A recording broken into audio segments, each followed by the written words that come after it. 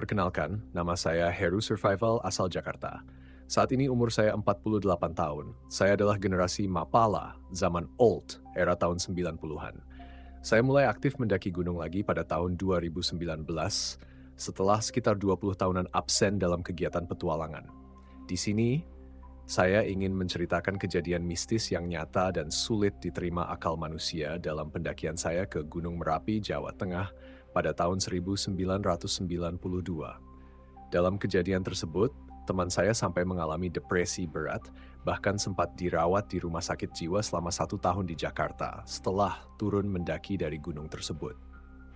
Dalam cerita saya ini, tokoh sentralnya adalah teman saya yang bernama Dion. Saya mendaki Gunung Merapi pada tahun 1992 via Kaliurang bersama 3 orang teman, yaitu Dion, Kamal, dan Andri.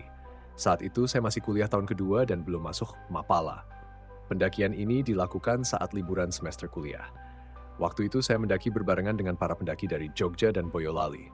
Pendakian ini dibiayai oleh Dion karena dia memang anak orang kaya, anak pejabat, tapi suka mendaki gunung. Dion adalah teman saya sejak SMP hingga SMA, dan saat itu dia kuliah di Amerika. Ini adalah pertama kalinya saya mendaki Gunung Merapi. Peralatan pendakian saya, Kamal dan Andri hanya seadanya dengan merek lokal. Hanya Dion yang memiliki carrier merek Carrymore dan membawa kompor gas. Waktu itu belum ada Raik, adanya Punchen yakni Mbah Marijan. Di base camp kami mempersiapkan segala kebutuhan logistik untuk pendakian nantinya. Kami juga berbincang dengan Sang Punchen, tetapi mata beliau menatap saya dengan pandangan yang sangat tajam, seolah-olah menerawang. Tiba-tiba, beliau bersikap hormat kepada saya. Saya kaget karena beliau seperti hendak sungkem. Saya pun tidak mengerti bahasa Jawa. Kata Kamal, saya masih ada keturunan dari terah kerajaan Majapahit terakhir menurut Mbak Arica. Saya hanya diam dan merangkul Sang Punchen agar tidak bersikap hormat kepada saya, karena rasanya tidak enak dilihat orang lain. Saya orang biasa saja, Mbah. Saya bukan siapa-siapa, jadi tidak usah menghormati saya. Justru saya yang lebih hormat kepada yang lebih tua, kata saya. Oh ya, Mbah Marijan tidak bisa berbahasa Indonesia. Beliau hanya berbicara dalam bahasa Jawa dengan logat yang kental dan tutur kata yang halus. Semua pembicaraan Mbah Marijan kepada saya dan teman-teman diterjemahkan oleh Kamal yang memang orang Jawa Tulen. Berbeda dengan saya, walaupun almarhum ibu saya orang Jawa asli, saya lahir di Purwokerto dan besar di Jakarta, jadi tidak bisa berbahasa Jawa. Yang menarik perhatian semua pendaki, termasuk Kuncen dan saya, adalah Dion. Dia membawa sebuah ketapel besi. Saya memang tahu kalau Dion hobi berburu dan jago menembak selama di Amerika. Tetapi buat apa dia membawa ketapel saat mendaki gunung? Sang Kuncen berkata, lebih baik mendaki pada pagi hari, jangan malam hari. Namun Dion bersikeras, kenapa nggak naik malam ini saja? Kan kita nyampe pasti dapat sunrise, gunungnya nggak seberapa tinggi. Ini memang sombong, anak ini, karena memang anak pejabat mungkin, tapi dia baik dengan teman-temannya dan tidak pelit. Setelah saya bujuk, akhirnya Dion mau menuruti saran saya untuk mengikuti anjuran Sang Puncak mendaki di pagi hari. Tidak lama kemudian, ada beberapa pendaki yang datang dan meminta izin untuk salat Isya di tempatnya Mbah Marijan. Beberapa di antaranya mengajak Mbah Marijan untuk salat berjamaah, tetapi beliau hanya tersenyum dan berkata, "Monggo silakan." Tidak lama kemudian, tiba-tiba kami semua mendengar suara teriakan. Ternyata ada seorang pendaki wanita yang pingsan, entah apa penyebabnya. Begitu pendaki wanita itu siuman, dia berkata bahwa dia melihat Mbah Marijan sedang salat di dalam, padahal Mbah Marijan sedang ngobrol dengan saya dan teman-teman. Makanya si perempuan itu kaget dan pingsan. Lalu siapakah sosok asli Mbah Marijan saat itu? Mbah Marijan hanya tersenyum-senyum saja. Tidak lama kemudian beliau masuk ke dalam. Saya dan teman-teman ngobrol-ngobrol sembari minum kopi dan makan singkong rebus dengan enaknya. Saya sendiri kaget begitu Mbah Marijan keluar lagi dan ngobrol sama kita. Beliau memakai kemeja warna putih gading, memakai belangkon di kepalanya, dan mengenakan sarung khas Jawa dengan motif baru. Pakaian tersebut terlihat sangat baru dan wangi sekali. Saya bertanya kepada Mbah Marijan, "Mbah, kenapa ganti baju? Kok rapi sekali malam ini?" Mbah Marijan berkata, "Masa bertemu priai yang masih ada terah kerajaan saya berpakaian biasa? Saya harus menghormati. Mas Heru yang masih ada terah kerajaan mampir ke gubuk saya." Begitu beliau berkata begitu, tangannya bersedekap di dada seperti sungkem kepada saya. Saya kaget. "Mbah, Mbah, tidak usah berlebihan begitu kepada saya, kata saya, sembari merangkul Mbah Marijan agar beliau tidak usah menghormati saya seperti itu. Saya orang biasa saja. Waktu itu, saya tidak tahu silsilah kerajaan dari almarhum ibu saya. Saya baru tahu ketika berumur 40 tahun di tahun 2013. Saya sempat bingung dan bertanya dalam hati, maksud dari Mama Ridwan ini apa? Saya masih ada terah kerajaan dari ibu saya. Kenapa Mbah Marijan manggil saya Den Mas, padahal di keluarga saya tidak ada satupun anak-anaknya yang memakai gelar bangsawan di depan namanya. Kami ngobrol-ngobrol santai dan akhirnya kantuk pun menyerang. Mbah Marijan berkata, "Ya wes, Den Mas Heru dan teman-teman, silakan beristirahat di gubuk saya yang jelek ini. Mohon maaf tidak bisa menjamu Den Mas Heru dan teman-teman dengan baik." Sembari tangannya bersedekap di dada lagi, saya berkata, "Mbah, tidak usah begitu kepada saya. Saya orang biasa saja, bukan siapa-siapa. Mbah tidak usah menghormat-hormat kepada saya." Saya jadi risih. Mbah dilihat oleh teman-teman, Mbah Marijan hanya tersenyum-senyum saja. Singkat cerita, malam itu kita istirahat di base camp, tidur nyenyak, dan tidak mengalami gangguan apapun. Pagi hari, waktu itu hari Rabu. Setelah kita sarapan, kira-kira jam 8, kita mulai mendaki. Tidak lupa kita berdoa dulu sebelum pendakian. Pos demi pos kita lewati, mulai dari medan landai sampai medan terjal. Vegetasi hutan waktu itu masih rapat, jalur pendakian berpasir dan berbatu. Sesekali kita berhenti untuk istirahat, merokok, dan minum. Pendakian kita waktu itu santai sekali dan tidak dikejar waktu. Namun pas kita jalan, kok rasanya rekan-rekan berjalan lebih cepat dari biasanya. Singkat cerita, kita sampai di Pasar Bubrah kira-kira jam 5 sore. Kita mendirikan tenda dan mulai memasak serta ngopi-ngopi, diselingi obrolan santai dengan para pendaki lainnya. Saat sedang mengobrol dan merokok, si Dion tiba-tiba bilang kalau dia pengen banget naik ke puncak Garuda Gunung Merapi karena ingin dapat foto sunset sore itu. Dia mengatakan, "Ayolah, kita muncak. Paling cuma sebentar doang. Udah kelihatan tuh puncak Merapinya dari sini." Namun ada pendaki yang baru turun dari puncak mengatakan bahwa sebaiknya jangan, karena kawah Merapi sedang mengeluarkan uap beracun. Akhirnya, si Dion diam saja sembari memainkan ketapel besinya. Begitu melihat Pasar Bubrah dan lapangan luas, dia berkata, "Wah, enak nih, lapangan luas, kita bisa main bola di sini." Sambil berkata begitu, dia mengambil batu gunung dan mendang-nendangnya. Saya menegurnya, "Jangan sembarangan di gunung ini." Tapi dia malah marah ke saya dan berkata, "Apa sih lo? Percaya banget sama mistis. Di Amerika, gua naik gunung enggak ada serem-seremnya." Saya hanya menjawab, "Terserah lu deh, kan lu bosnya." Dion kemudian duduk di salah satu batu besar. Tiba-tiba seorang pendaki yang memiliki indera keenam mengatakan bahwa di batu tersebut ada beberapa sosok tinggi besar yang sedang duduk diam. Namun si Dion tidak mengindahkan hal itu. Dia tetap duduk santai di batu besar, sembari merokok, minum kopi, dan memainkan ketapelnya. Dia bahkan mulai menembakkan batu ke arah mana saja. Tentu saja ini sangat berbahaya. Saya dan teman-teman khawatir batu itu mengenai pendaki lain yang sedang melintas, atau mengenai tenda pendaki lain di pos Pasar Bubrah. Tiba-tiba Dion terjatuh, seolah-olah ada yang mendorongnya. Padahal posisi kita jauh dari dia. Dia marah-marah, "Lu yang nyerokin gua," sambil mengumpat dengan kata-kata kasar. Sontak kita semua keheranan dan hanya bisa menggelengkan kepala atas sikap sombongnya itu. Maghrib pun tiba. Kita semua menunaikan salat maghrib, tapi si Dion malah asyik memainkan ketapelnya. Setelah salat maghrib, kita ngobrol ngalor ngidul dan ketawa-ketawa, cerita zaman dulu. Sembari makan malam yang enak, seperti omelet, rendang, dan lain-lain. Pokoknya, logistik kita komplit dan air cukup. Kita ngobrol-ngobrol kira-kira sampai jam 8 sampai 9 malam.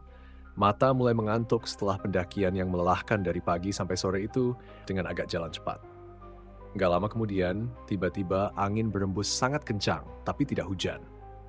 Saya dan teman-teman kaget melihat fenomena angin kencang di malam hari. Tapi yang membuat saya bingung, ternyata si Dion tidak tidur. Saya tanya, "Kenapa nggak tidur, bos?" Lalu Dion menjawab, "Gua nggak bisa tidur kalau belum ada binatang yang kena selepetan gua."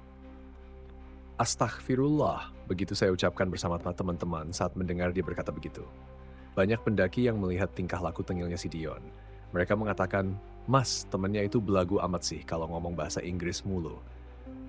Tapi ada juga pendaki cewek yang suka sama Dion karena sosoknya tinggi dan ganteng, serta rambut gondrong sebahu, mirip dengan artis. Akhirnya, Dion tidur juga. Nggak lama kemudian, dalam tidurnya dia mengigau dan mencekik lehernya sendiri. Dia teriak-teriak minta ampun, dan di sela-sela suaranya ada suara yang amat keras dan lantang.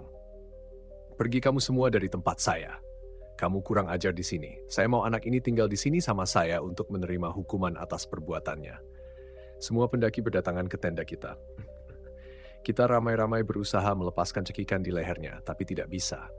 Akhirnya ada pendaki lawas, namanya Mas Gatot, yang bisa melepaskan cekikan di leher Dion dengan membaca doa-doa, lalu menempelkan sebuah batu ke jidat Dion. Entah batu apa namanya. Nggak lama kemudian, Dion tersadar dari kesurupannya setelah diminumkan air putih yang sudah didoakan oleh Mas Gatot. Nggak lama kemudian, si Dion siuman.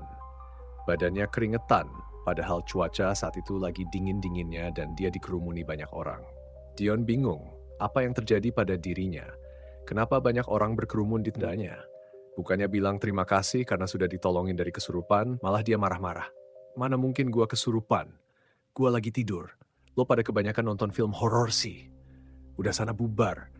Gue jadi gerah dan keringetan nih. Saya, Kamal, dan Andri sempat ngobrol-ngobrol sebentar di luar tenda untuk evaluasi masalah kelakuan si Dion ini.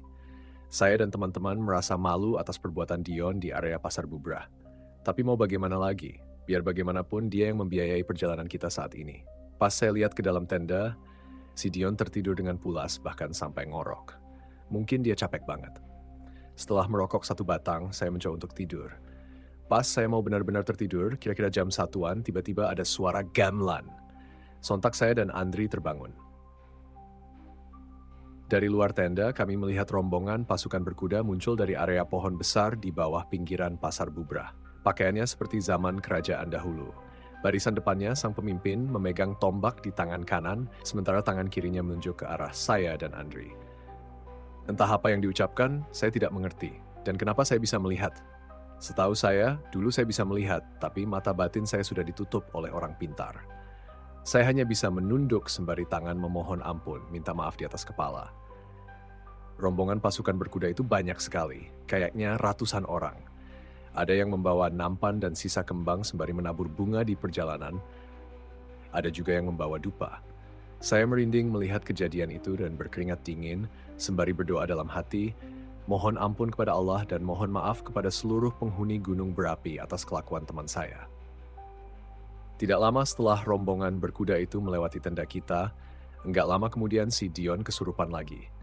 Kali ini tingkahnya seperti orang yang diborgol, tangannya di belakang. Tiba-tiba dia lari keluar tenda sembari berteriak-teriak.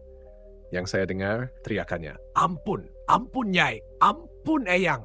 Gak lama kemudian, Mas Gatot keluar dari tenda mengejar Dion dan berhasil menangkapnya sampai mereka berguling-gulingan di tanah. Energi kita benar-benar habis malam itu karena mengurusi Dion yang kesurupan.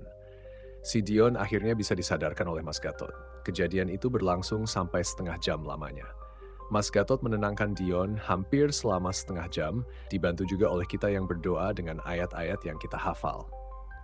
Singkat cerita, setelah kejadian itu, saya dan teman-teman merasa tidak enak dengan Mas Gatot karena sudah membantu dan merepotkan beliau. Padahal beliau sedang membawa rombongan pendaki juga.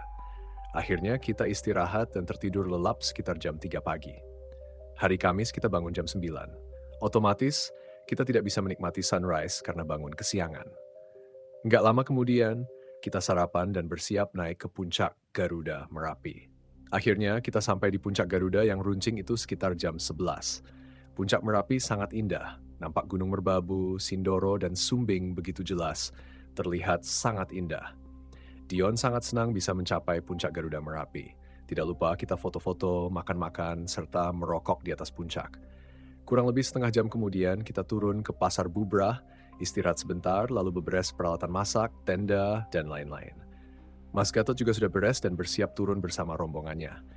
Dia berpesan, kalau turun harus tetap konsentrasi dan terus berjalan, jangan hiraukan panggilan suara apapun. Saat kita turun gunung, hanya rombongan saya yang terakhir.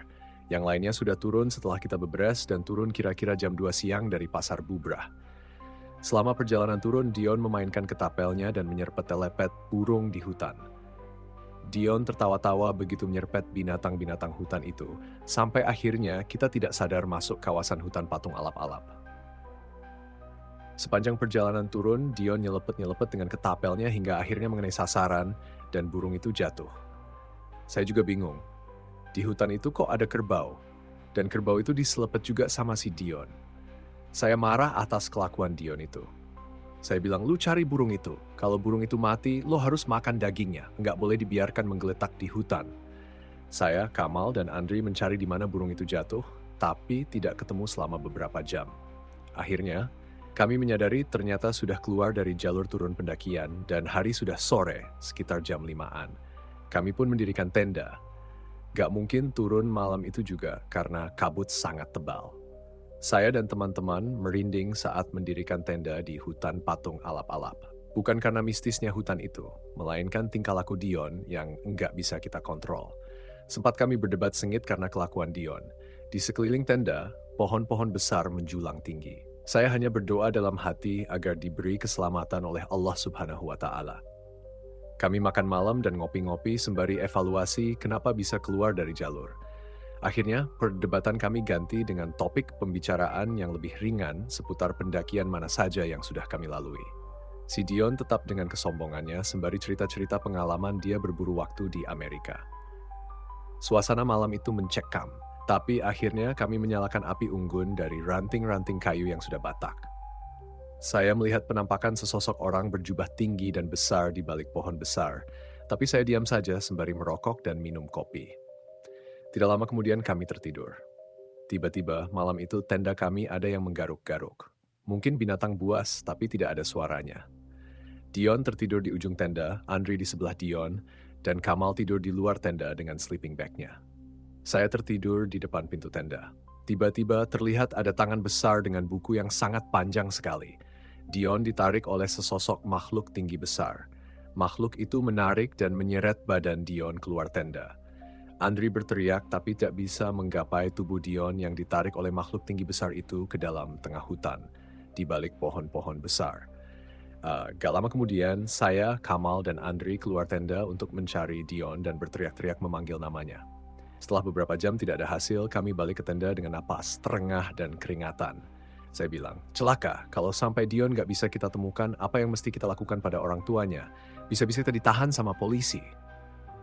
Kami semua diam, tidak tahu harus bagaimana. Fisik sudah terkuras habis. Kamal berkata, kita istirahat saja dulu. Besok kita lanjutkan pencarian Dion dan turun ke base camp untuk melaporkan kejadian ini. Lama kami terdiam, sembari menghisap rokok milik Dian. Waktu itu, dia membawa rokok banyak sekali. Tidak ada satu kata pun yang terucap dari saya dan teman-teman. Akhirnya, Kamal dan Andri masuk ke dalam tenda lebih dulu dan tertidur. Saya menggumam dalam hati, ya Allah, cobaan apa lagi yang saya alami dengan teman-teman. Saya juga meminta maaf kepada Karuhun yang ada di gunung ini. Tiba-tiba ada anak kecil yang mengering. Ia bertelanjang dada, mengenakan celana pendek, dan di lehernya tergantung sebuah ketapel. Anak kecil itu ternyata dia meminta sesuatu sambil menunjuk. Saya coba memberinya makanan, tetapi dia tidak mau. Tidak lama kemudian, Andri terbangun dan kaget melihat saya sedang berbicara dengan anak kecil itu. Anak kecil tersebut seperti mengajak saya dan Andri mengikutinya ke dalam hutan. Ia terus menunjuk ke arah bawah, ke sebuah lembahan. Begitu saya menyorotkan senter dan menoleh lagi, anak kecil itu sudah tidak ada.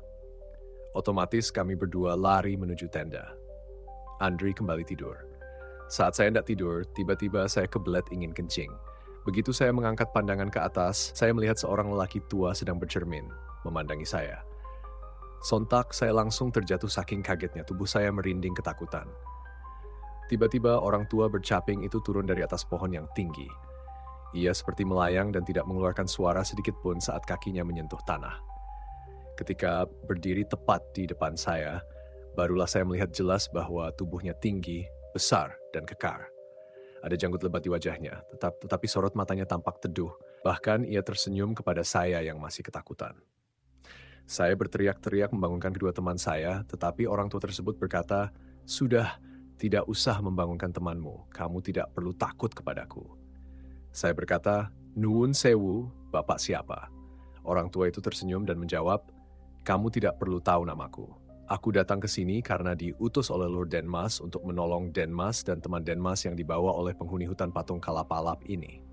Mari ikut aku, Denmas." Saya pun mengikuti langkah orang tua bercaping itu. Tidak lama kemudian, saya melihat sebuah perkampungan di mana di tengah-tengahnya ada sebuah keramaian. Orang-orang tampak berkerumun mengelilingi api unggun. Di situ, saya melihat Dion terikat di sebuah pohon dan dicambuk oleh seorang wanita berpakaian seperti orang kerajaan zaman dahulu. Saya berpikir, mungkin saja ini halusinasi atau mimpi. Sontak saya berlari dan berteriak, "Tolong, jangan dicambuk teman saya." Saya menghampiri Dion yang terikat di pohon tersebut, tapi entah kenapa ada energi yang sangat besar membuat saya terpental dan tidak bisa mendekatinya.